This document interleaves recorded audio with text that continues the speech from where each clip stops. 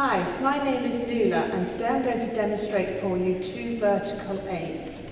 One 8 is slightly more challenging than the other, so we'll start with the easier one. I'll just demonstrate both 8s for you. This is the one that's slightly more challenging, and that's because you have to keep your legs firmly stuck together throughout.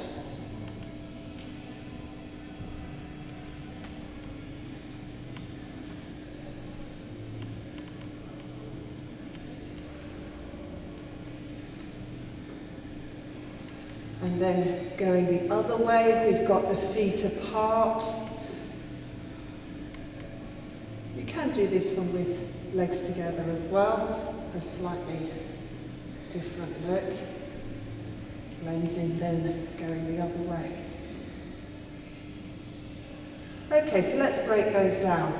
So feet are just slightly wider than shoulder width apart. Flex the knees, they're flat to begin with. So, right hip out, don't let it go up or down, just straight out. So you then can see the contrast when it really does go up high. Heel up, hip up.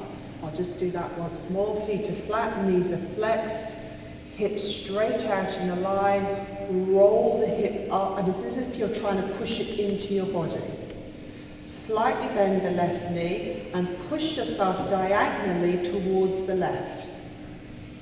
Okay? Then push the left hip out and roll it up and into your body. Slightly bend the right knee and push diagonally just a little bit towards the right.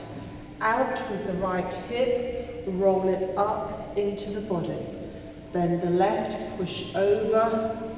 Bend the right, push over. So you can see how the 8's forming. You're pushing diagonally all the time, rolling the hip up into your body. Now remember, the torso has to stay in the middle. Don't want to be doing it like that. Isolation, of course, is the most important thing for belly dancing. If you want to use a head move as well. So that's your 8 going out and going in.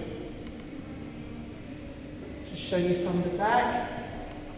Tummy in, rib cage up, feet are flat, knees are flexed, right hip out, roll it up and into your body. As you roll the hip up, so goes the heel. Now slightly bend the left knee, push towards the left, left hip out, up and into the body. And now we just keep on rolling, keep on moving.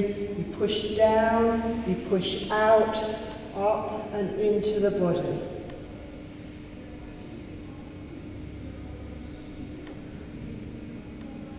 See how the heel is moving with the hip. Hip up, heel up. Hip down, heel down. Try not to put any weight on the heel because that will stop your 8. You might lose your balance, that's fine, just carry on. And you can do the move with the heels not touching the floor at all. They can touch the floor, but as I say, don't put any weight on them. And that's one vertical 8. So now, if we do the vertical 8 going the other way, which is straight up and out, okay? So, tummy in, right hip straight up. Now the biggest mistake people make with this move is when they lift the hip up, they're going too far out. So you're doing it really the other way. So you must go straight up and keep the hip in as much as possible. Okay? Then out with the hip, so you can see the difference. And then keeping the hip out, roll your hip down. It must stay out. Don't try to bring it back in again, not yet. So, feet were flat. Now, you do have to do this move with the legs together, as I said earlier. But to start with, if you haven't done this move before, just have your legs apart. We can work up to keeping them together later. So, Hip straight up, heel straight up, hip out. Keep the hip out as you push down. And just as it's getting to the bottom, lift up the other side, out and down. Lift up again, out and down. You do not wait for one side to finish before starting on the other. It's an aid, so it has to just follow. So as one side's just coming to the end, you're already lifting the other side. So let's just have a look at that again, and I'll turn around so you can follow it.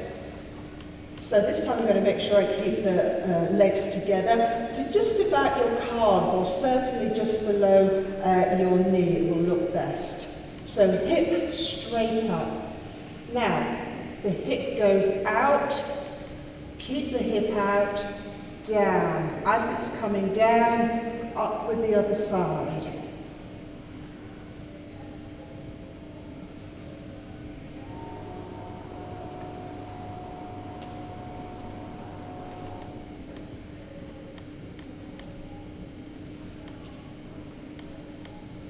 And then the challenge of keeping the legs together, once you lift up the hip, lift up the heel, when you push your hip out, naturally the legs are going to separate.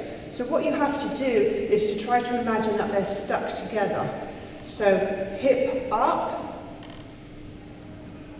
and when the leg goes over, this one has to join it. So the legs are sort of performing like that. Just imagine they're stuck together. Once you've done it enough times, it'll get into your subconscious and you'll do it automatically. But you have to keep remembering, because when you lift up, of course, that will happen. So you have to lift up and make this leg go over with the other leg. And that's your 2 vertical legs.